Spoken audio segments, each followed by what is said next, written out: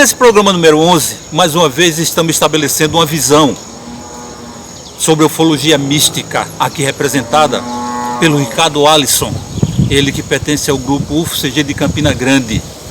É uma porta para outra análise dos fenômenos existentes dentro de uma vasta casuística. Nós do Centro Paraibano de Ufologia pesquisamos mais sobre a ufologia casuística e principalmente a de campo, onde são realizadas as vigílias ufológicas com os fenômenos visuais. Nos meses de junho e de julho foram avistados vários objetos em forma de charuto, ou que nós chamamos de cilindro. Esse fenômeno foi visto em vários países, tais como os Estados Unidos, Alemanha e Canadá. Nesse caso, um dos famosos YouTubers disse que o objeto é o mesmo, só que apareceu em cantos diferentes nesses meses separados. O programa de hoje, a entrevista é com Gilberto Melo, ele, fundador do CPB-UFO, do Centro Paraibano de Ufologia, e vai nos falar sobre toda a casuística ufológica paraibana, e em especial a pessoense. Como vocês sabem, nós estamos aqui às margens do Rio Laranjeiras, onde no passado recente foi palco de vários avistamentos anômalos. Eu sou Cláudio Nomendes, essa é a Rádio Jampa Mil Graus e o programa Ufologia Brasil. Vem com a gente!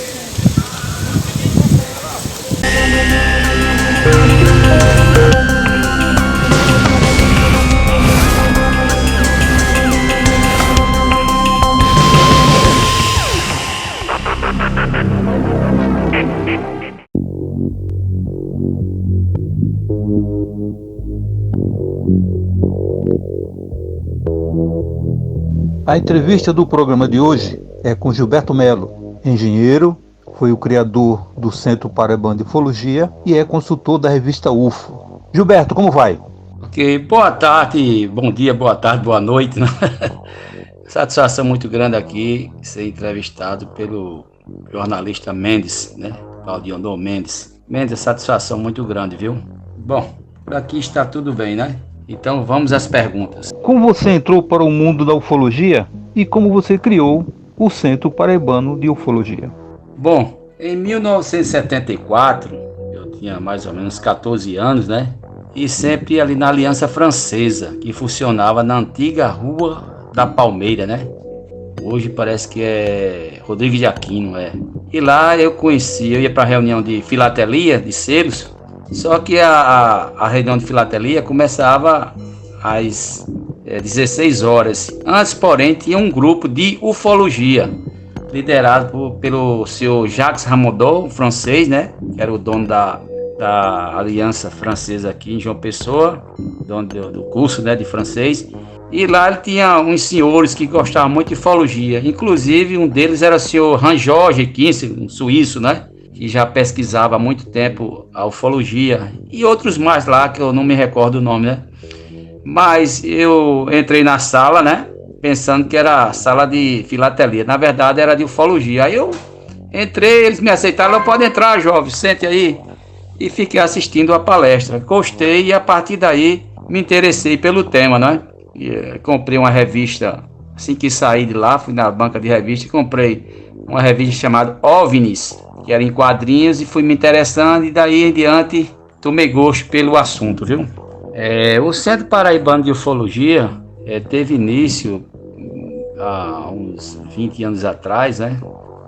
Na verdade, nós que criamos o Centro Paraibano de Ufologia, eu e Alexandre Félix, que hoje é advogado, né?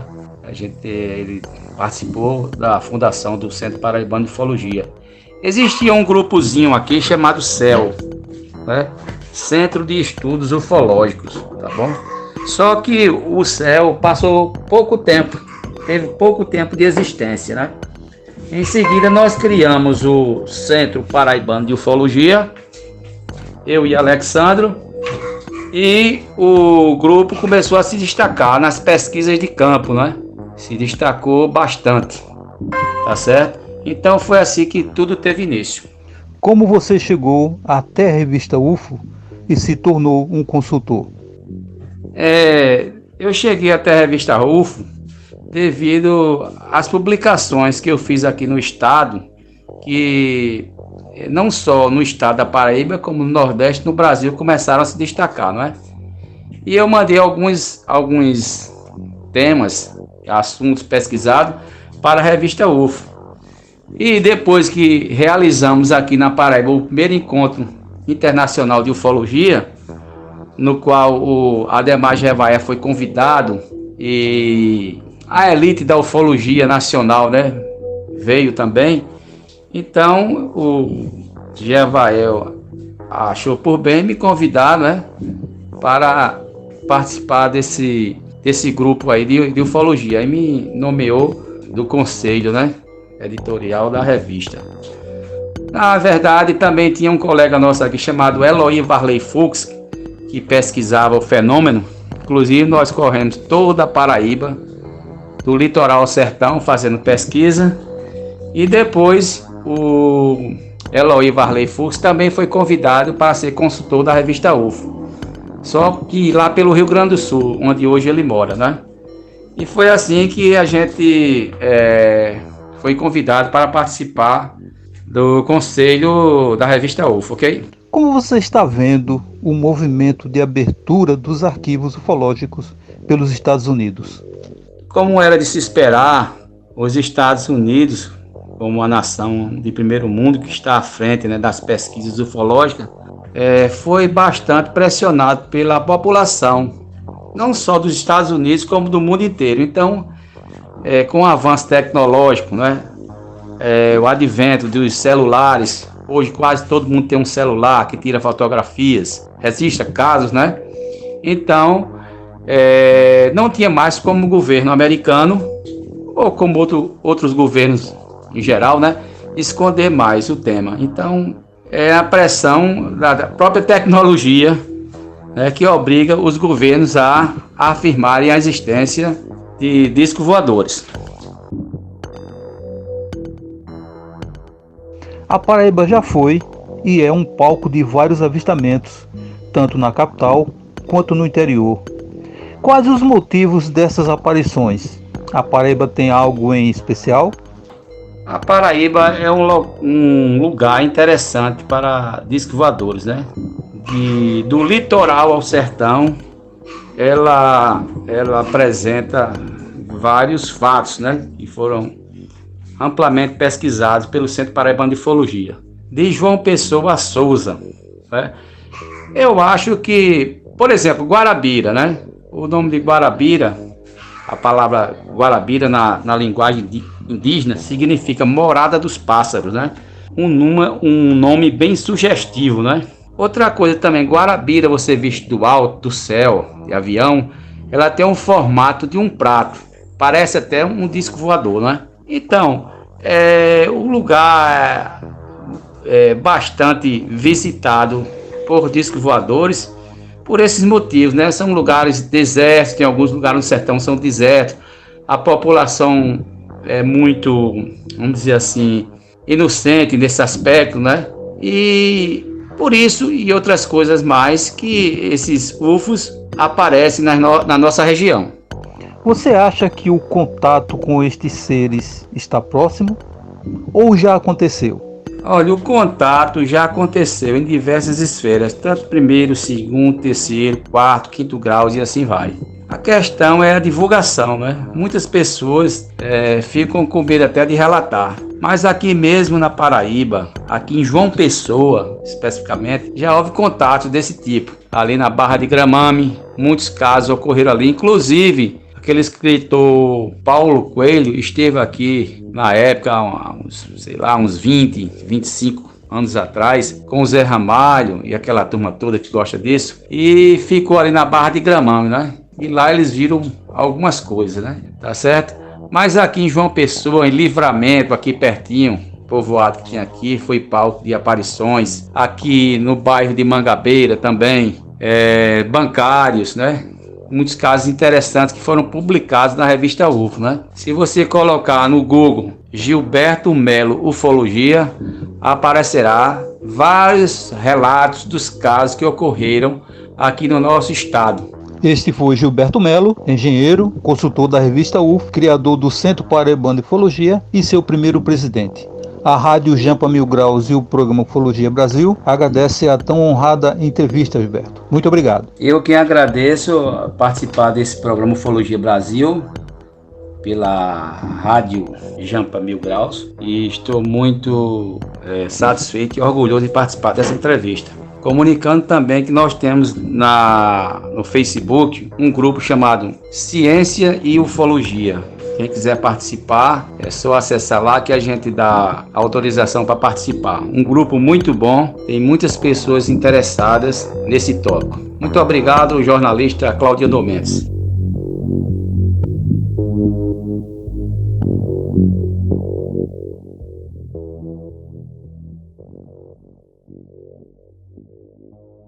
Nos ouvem agora pelo nosso canal no YouTube ou pelo próprio sinal da web Radio Jampa Mil Graus, neste programa produzido pelo Centro Paraibano de Ufologia, apresentado pelo nosso presidente Claudionor Mendes e brilhantemente gravado e editado pelas ágeis e competentes mãos mágicas de Rio do Campos.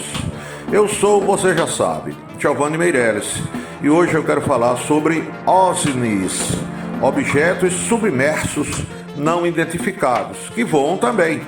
Nesse caso específico, é sobre o incidente de Shag Bay, ou o Roswell de UFO Hubble, no Canadá.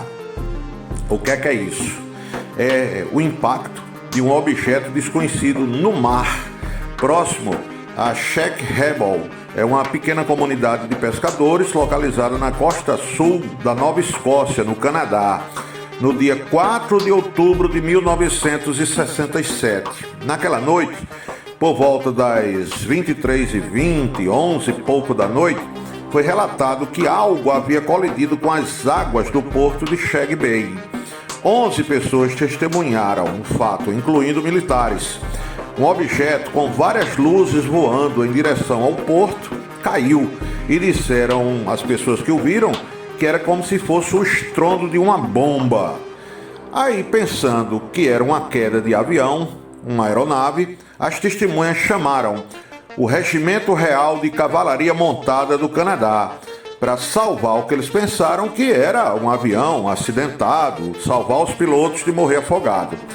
2 oficiais da Polícia Montada chegaram ao local 15 minutos depois, e antes que qualquer tentativa de resgate pudesse ser feita, o objeto começou a afundar e desapareceu diante dos olhos de todo mundo.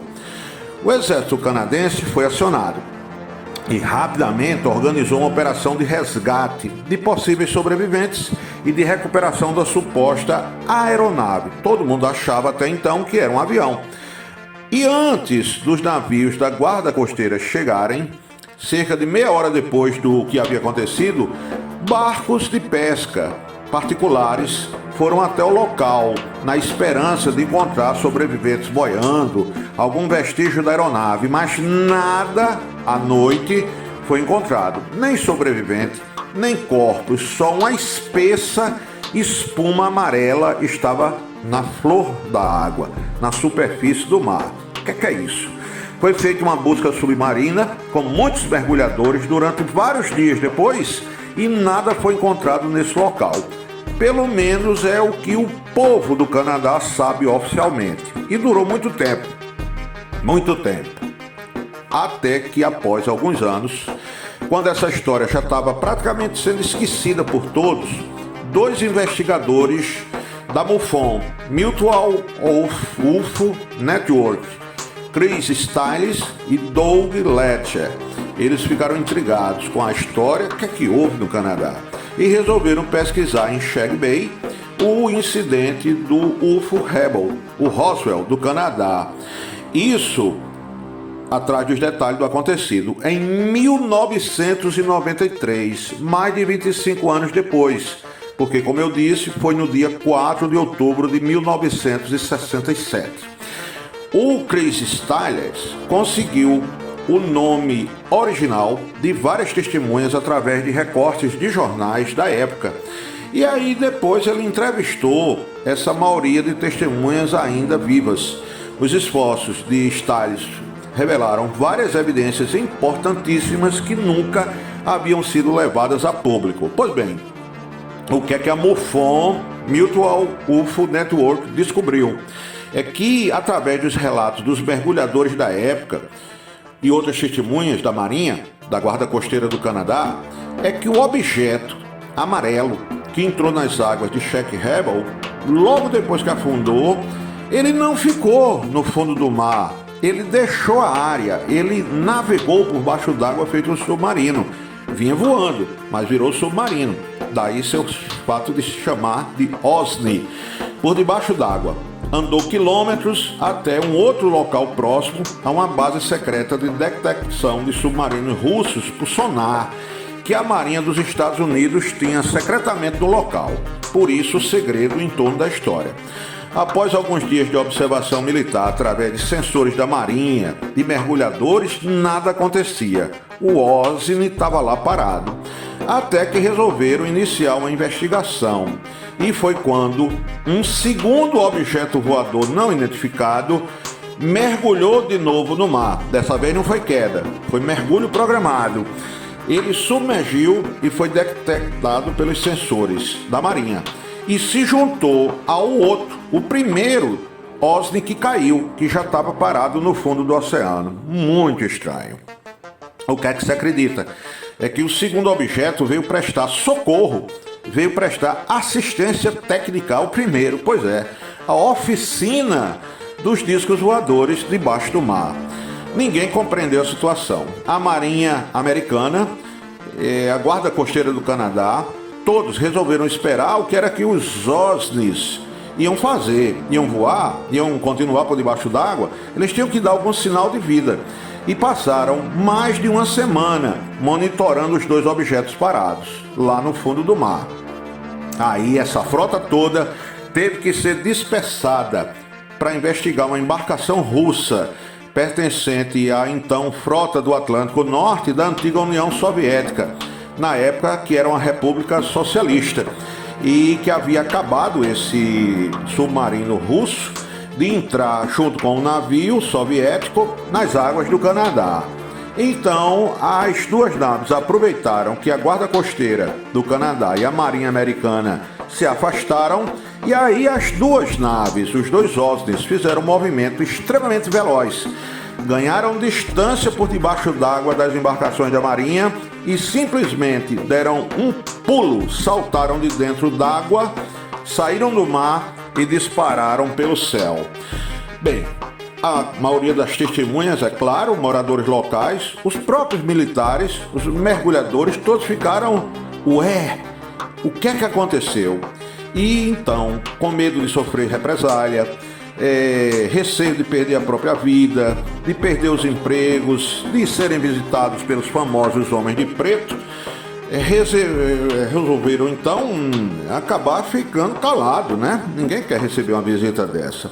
E o objeto nunca foi identificado, nem debaixo d'água, nem quando voou, e foi oficialmente classificado como OVNI inicial, voador, e depois como OSNI, objeto submerso, em documentos do governo do Canadá, só agora revelados. Lembrando que OSNI quer dizer objeto submarino não identificado. É o disco voador que não voa no ar, ele mergulha no mar, num lago, como se fosse um submarino, e continua com origem desconhecida. Ele depois decola, acelera dentro d'água e ganha os céus em alta velocidade. E claro, a MUFON, Mutual UFO Network, todo mundo sabe que é sediada no Canadá, nos Estados Unidos, é uma dos maiores investigadores do mundo. As mais antigas investigações são recuperadas sobre queda de UFOs, fenômenos aéreos anômalos em todo o mundo. Eu sou Giovanni Meirelles e esta é a sua Rádio Champa 1000 Graus.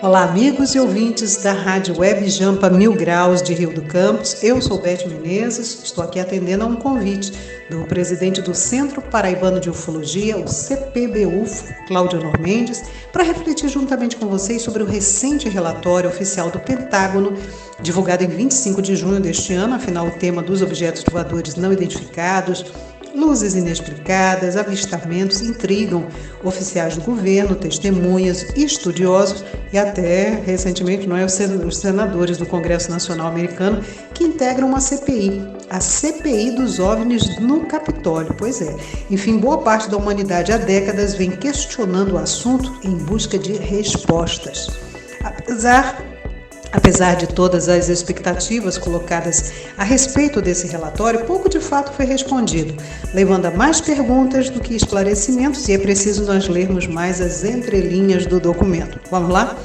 O original em inglês começa apresentando o documento como Preliminary Report Provided by the Office of the Director of National Intelligence in Response to the Provision in Senate Report, ou seja, um relatório preliminar fornecido pelo escritório do Diretor de Inteligência Nacional em resposta a um relatório do Senado americano sobre o que eles classificam de ameaça representada pelos fenômenos aéreos não identificados. Em inglês, Threat Posed by Unidentified Aerial Phenomena, e acrescentar que o governo americano vem substituindo esse termo UFO, Unidentified Flying Object, objeto voador não identificado, por UAP, para fenômenos aéreos não identificados.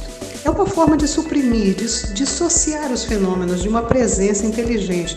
É como se, ao invés de confirmar que são naves pilotadas por seres inteligentes, se tratam de fenômenos como uma causa natural ainda desconhecida por nós. Mas, continuando com o relatório, se formos resumir em linhas gerais, o documento praticamente afirma que sim, algumas coisas estão por aí, não sabemos o que são. Mas para nós, entusiastas, pesquisadores, estudiosos dos fenômenos ufológicos, há muito mais do que está posto no relatório, não é mesmo? Contudo, há que se registrar que a mudança de discurso da negação total, para o reconhecimento aberto, é de fato um avanço pequeno, mas ainda assim uma inovação na postura assumida até agora pelos órgãos oficiais. O relatório se detém em 144 casos relatados nos últimos 2 anos, de 2019 até agora, 2021. A conclusão deles é que podem ser objetos dispersos no ar, como pássaros, balões e até planetas. Quase uma reprodução de uma justificativa encontrada no projeto Blue Book nas décadas de 1950 e 1960, para explicar, por exemplo, um suposto avistamento como sendo barrigas de pato voando em formação, iluminados por postes numa estrada. Pois é, eles chegam a esse ponto de justificativas. Outras explicações relatadas nesse documento seriam fenômenos atmosféricos naturais, e aí eles destacam cristais de gelo, flutuações térmicas, vapores, entre outros. Há ainda uma possibilidade levantada também pelo relatório, incluindo testes de sistema confidenciais desenvolvidos pelo governo americano ou de empresas dos próprios Estados Unidos, bem como testes de tecnologias estrangeiras de outros países, aliados ou não dos americanos. Até agora, historicamente, os órgãos oficiais têm ignorado os relatos de testemunhas oculares, mas os avistamentos relatados não só por pilotos civis, mas principalmente por aviadores militares, vêm chamando novamente a atenção para o assunto. Em pelo menos 18 incidentes recentes, os observadores e testemunhas relataram padrões muito incomuns de movimento, sem meios de propulsão identificáveis por nós, com acelerações e características de voo impraticáveis por nossos mais modernos aviões e caças militares.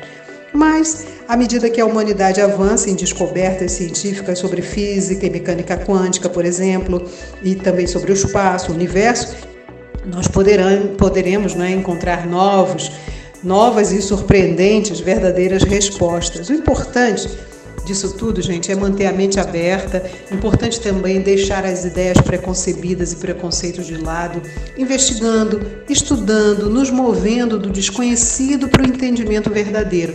Cabe aqui aquela frase famosa do filme Arquivo X, The truth is out there, ou seja, a verdade está lá fora. Vamos continuar observando e estudando. A ufologia está aí para isso. Até breve.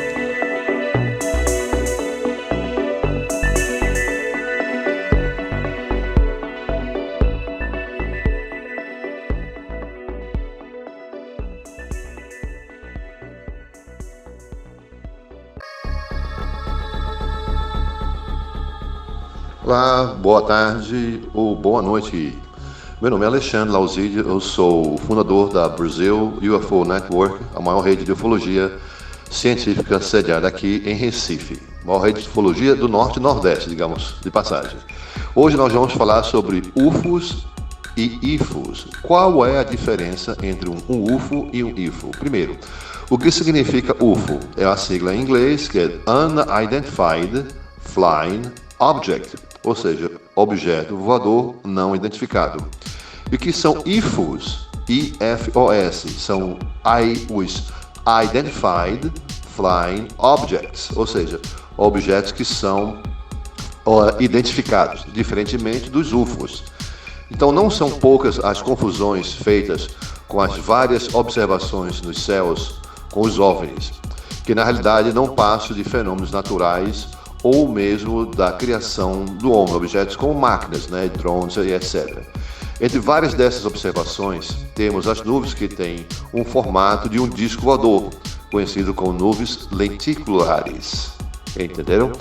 Então, essas nuvens, elas têm um formato que assemelha-se ao disco voador, quando na verdade são nuvens, Outra coisa, meteoros ou estrela cadentes, caindo nos céus. As pessoas muitas vezes, lá vai um disco voador, e na verdade não é um disco voador, é um IFO, ou seja, um objeto que é identificado, nesse caso, com o meteoro caindo, ou meteorito.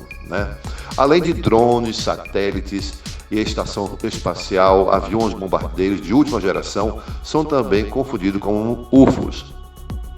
E mais uma vez são objetos totalmente identificados. Balões sobre a terra de papel, raio globular, falhas de testes em mísseis, balões meteorológicos, tudo aí faz parte dos objetos voadores que são facilmente identificados. Então, como produzir um vídeo fake? Isso também é uma coisa muito divulgada na internet. São vídeos que não são, na verdade, disco voador, são fakes que estão ali, pessoas que de propósito fazem com o intuito da desinformação.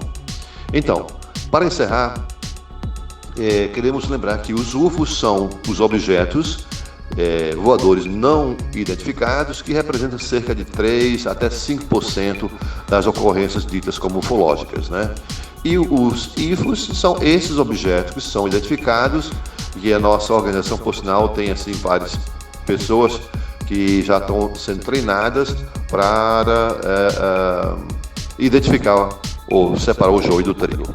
Essa é o nosso áudio de hoje à noite. A todos eu agradeço a atenção. Uma boa noite.